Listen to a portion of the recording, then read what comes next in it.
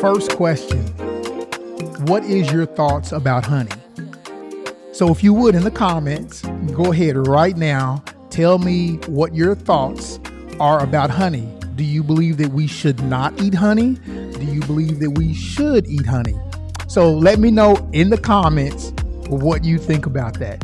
All right. Hey, my name is Ed Logan. I want to welcome you to From Process to Pure Food Movement. Today we are going to be discussing, should we eat honey? And I think, as you saw by the thumbnail, why shouldn't we eat honey? And I'm going to discuss this because this is a really deep subject. So before you go anywhere, hey, give me a chance. Let me explain to you why I say what I'm saying. I know that there are many people out there who believe that we should not be eating honey. I've heard it said to me that you are robbing the honey from the babies. Basically that's what they said. So if you eat honey, you're taking the food that they have produced for the babies and for the queen. Okay. Valid. I totally understand that. I totally get that. Also, it's also been said, I've been brought to my attention before, for people who deal with clean and unclean animals, clean and unclean insects. Like, for example, if you look at Leviticus 11, you can eat locusts, believe it or not. You can eat crickets, believe it or not. Those are acceptable foods to eat. And we're going to read about John, I believe. Talks about John eating locusts and something else. So let's discuss this. Can we reason together? I don't go over this subject to make anyone upset. For those who believe in protecting the insects and protecting the animals, I totally get it. I totally understand where you are coming from with that. And we should not harm animals.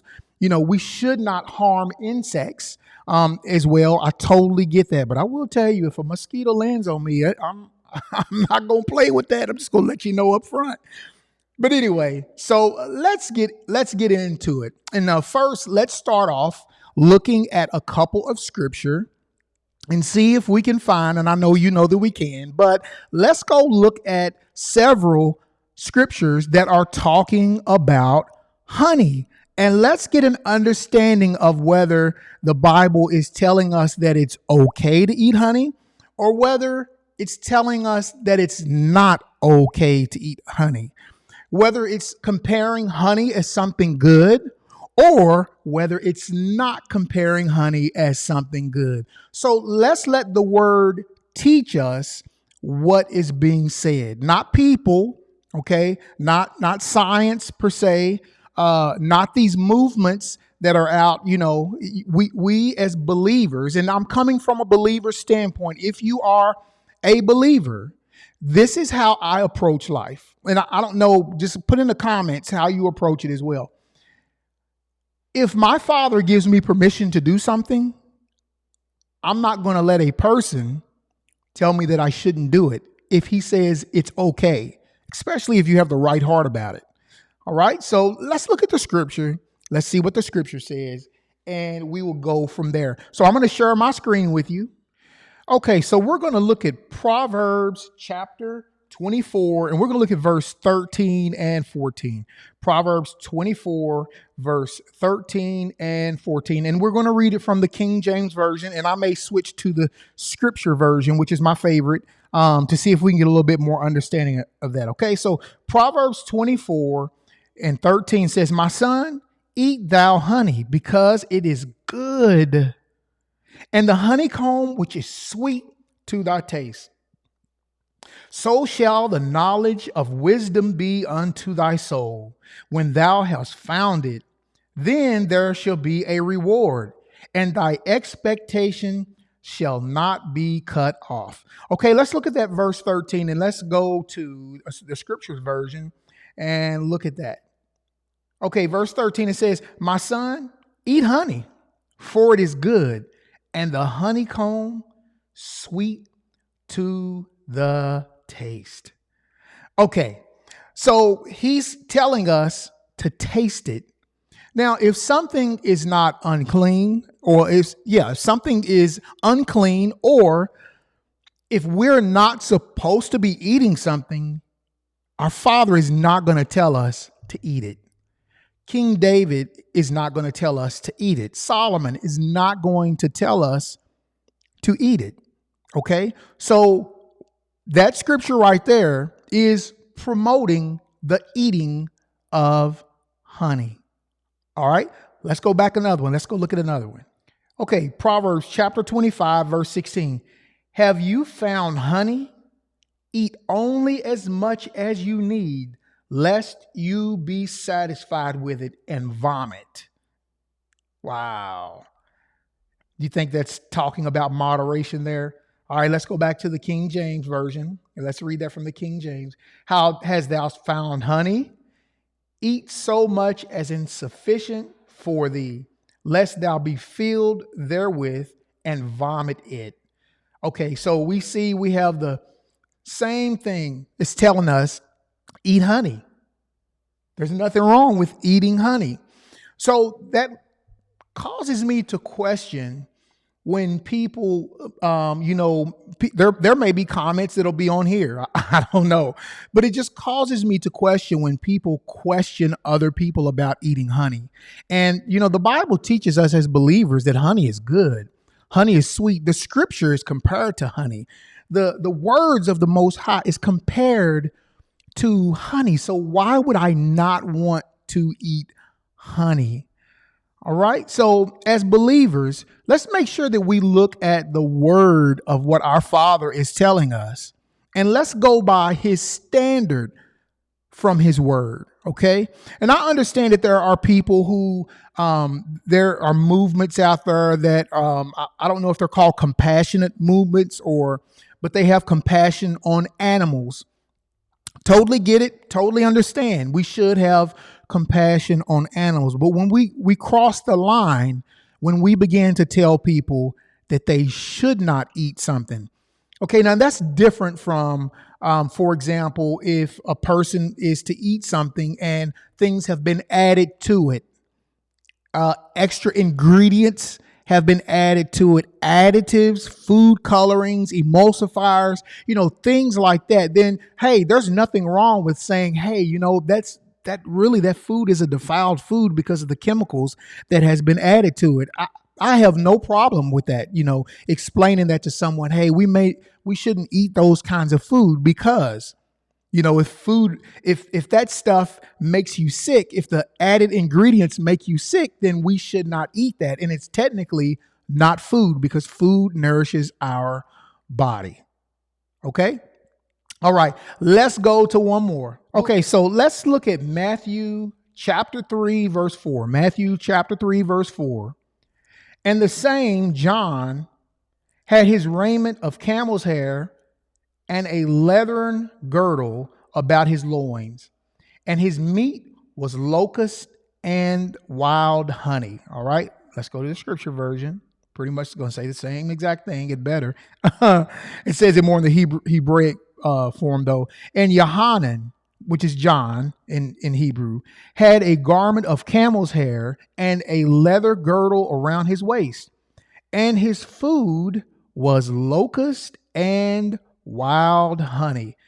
So here we have again, even in the newer covenant, it's telling us that John was he was somebody important. He really was. As a matter of fact, John should have actually been the high priest. He should have been one of the high priests, but he should have been in that role. And because he saw that the priesthood was so corrupt at that time, he did not want to have any dealings with them at all. So he left and he fled. But as we can see there, this man, this righteous man before our Father, this man ate honey. Now, if we shouldn't eat honey, this man, this righteous man, John the Baptist, probably would not be eating honey. He wouldn't do anything that would go against his Father. He would not do anything to go against his Messiah. There's another scripture also in Samuel where Samuel had declared a fast for his men.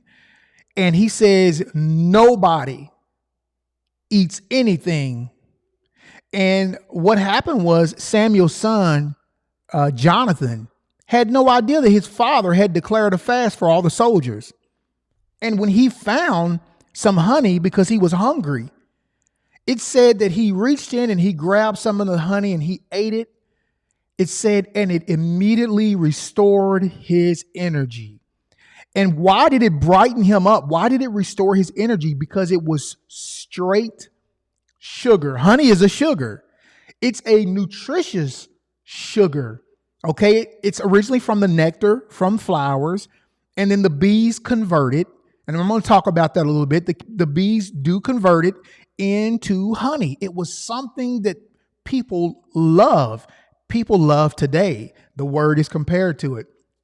So it brightened him up right after he ate it, because that's what honey does. That's what fruit does. As soon as you eat it, within the next 20, 30 minutes, your body has broken it down and now it's in the bloodstream going into your cells, and it just gives you energy. And, you know, the Bible proves that just through that whole story. So go look in Samuel and you will see where Jonathan ate honey and it brightened him up. It gave him energy. All right. So let's look at some important things about honey real quick. Okay. So let's take a look at some Hebrew. All right. And the reason why we're going to look at the Hebrew is because the Hebrew words are more concrete. Our English language has derived from Spanish, lots of different languages, but Hebrew is like an original language. It is concrete in what it is saying. So we're going to look at the word honey in Hebrew, and we're going to look at each letter of that word. And I think that the Most High is going to give you some profound understanding about honey and why we should eat honey. All right. You all ready? All right, here we go. Let's take a look. I'm so excited to talk about honey. All right. Okay, here we go. Let's look at this. It says the Hebrew word for honey is devash. Okay, devash. It appears frequently in the Hebrew Bible, symbolizing sweetness and richness. The word devash is composed of 3 Hebrew letters. It's composed of the dalet, it's composed of the bait, and it's composed of the shin. Okay, so let's break these letters down and look at its symbolic meaning so that we can get a great understanding. Okay, so in Hebrew, the letters, actually each letter has a meaning to it. So let's look at the meaning of the word Deash. All right. So we know the dalet is representative of the letter D. The bait is representative of the letter B. Okay. And the sheen is representative of the sh sound or the S sound. Okay. So let's look at dalet first. Okay. Dalet, number one, the meaning of dalet is door, pathway, or humility. So you know how it is, like we have in our own dictionary, like a word may have a couple of meanings to it. And this is the way that it is also in Hebrew as well. So the letter dalet means a door, pathway, or humility. So let's look at the symbolism of it. The letter D symbolizes a door or an opening, which can represent access or a path to something greater. It is also associated with humility, as it suggests being in a state of openness or being willing to receive. Okay, let's go to number 2. Let's look at the bait, the letter bait, which would be the letter B. All right, meaning. The meaning of it is house, dwelling, or family. House, dwelling, or family. The symbolism. Bait represents a house or a place of dwelling. It can symbolize a sense of home, community, or the inward space where things are nurtured and grow. It can also represent the concept of being within or something that contains life. Okay? Represents the concept of being within or something that contains life. It's amazing what that word is actually meaning. Okay, let's go to shin. Number 3. Shin means tooth, sharpness, or to consume/destroy. Tooth, sharpness, or to consume/destroy. So the symbolism of this, which is, like I said, it just blows me away. Shin is associated with teeth, which can represent the act of consuming, refining, or pressing down. It's often symbolizes fire or transformation through consumption, bringing to mind the idea of something that refines or purifies. Something that refines or purifies. Now, I don't know about you. That's remarkable. It's like when you're looking through those letters, the dalet, the bait, and the sheen, it's like you're looking through there and you're seeing the characteristics of honey. It's amazing that word is talking about nourishment. It's talking about a household. All right. Let me show you one more. All right, here we go. When you combine these meanings in the context of Deash, the word for honey, a layered understanding emerges. So let's look at the dalet. The dalet represents a door or entryway, suggesting that honey is something that opens up new experiences, paths, or revelations, like its sweetness opening the taste. Bait. Bait refers to a house or a dwelling, indicating that honey is a substance that brings warmth, nourishment, sustenance, like how a home nurtures those who dwell within. That is profound. Shin symbolizes consumption or transformation, suggesting that honey has the power to transform just as it has been transformed by bees. Our Father is so awesome. He is so great. It represents the process of turning raw nectar into something sweet and refined. So the overall meaning together, Deash, can be interpreted as something that serves as an entry, a door, to nourishment, a house, with the power to transform and refine through the consumption.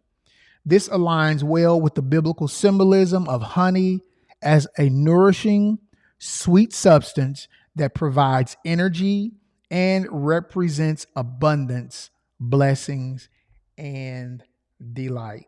Now, to me, that is powerful. Why would we not want to consume honey when our Father has made it for us? It's there. It's almost like, listen, it's like the perfect sugar. So you can take table sugar, regular white table sugar, and it has nothing but calories, no nutrients to it whatsoever, nothing but calories. And you can take a spoonful of honey. It's good for your allergies. It gives you energy, but don't eat too much of it though, because you may vomit.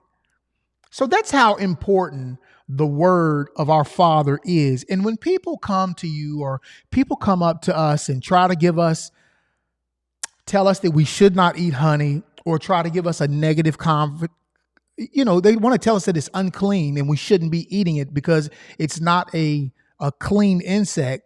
You really have to take and decide whether you're going to listen to what the word says or what our Father says. A bee has a digestive system, and it also has something called a honey stomach. So this stomach is not for digesting.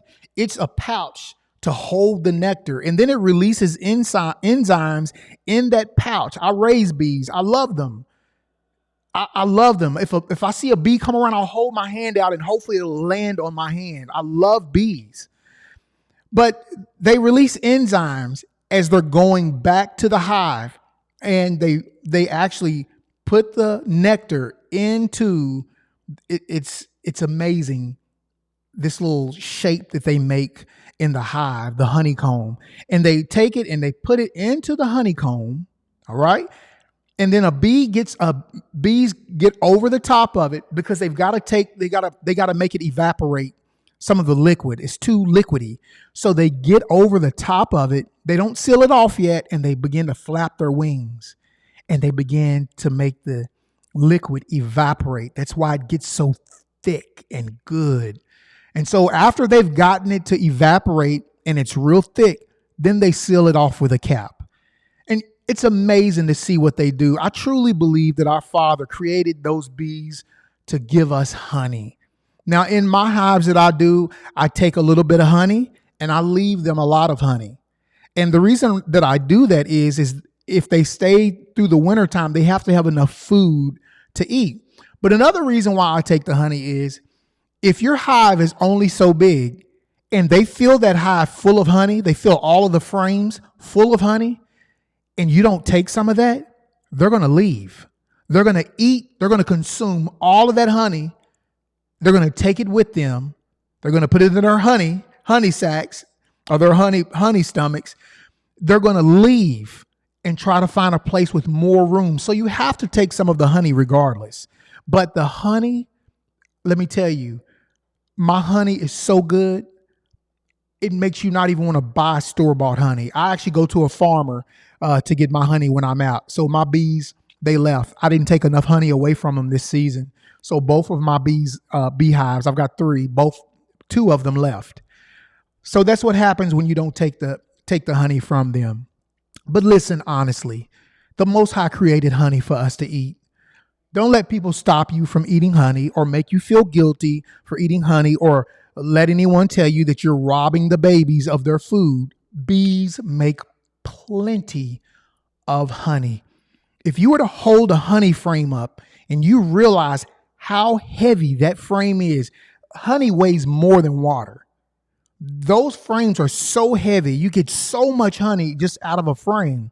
So if you'll have like 10 frames of honey, you may take 4 of them. You may take 5 and leave the other because they're going to come back in and fill those other frames back up. All right. So don't feel guilted out by it. Don't worry about, for those of you who are concerned about a bee being unclean and we should not eat, people call it bee vomit. And that's not what it is. It doesn't regurgitate from the digestive system. It regurgitates from the honey stomach. And it's the same thing that went in, same thing coming out. It's not digested. That's just the way that it was made. And they take really good care of that honey until they get it to the hive. So, hey, I hope this has been great for you. See the biblicalness of honey and how good it is, but don't eat too much. All right. Hey, leave your comments down below. Tell me what you think about honey. Hey, tell me if you disagree. It's quite okay. You have the right to disagree. But again, if the Father tells us we can eat it, we've been given the approval. All right. Hey, you all take care. I'll see you on the next video. I hope this was good information for you. All right. Take care.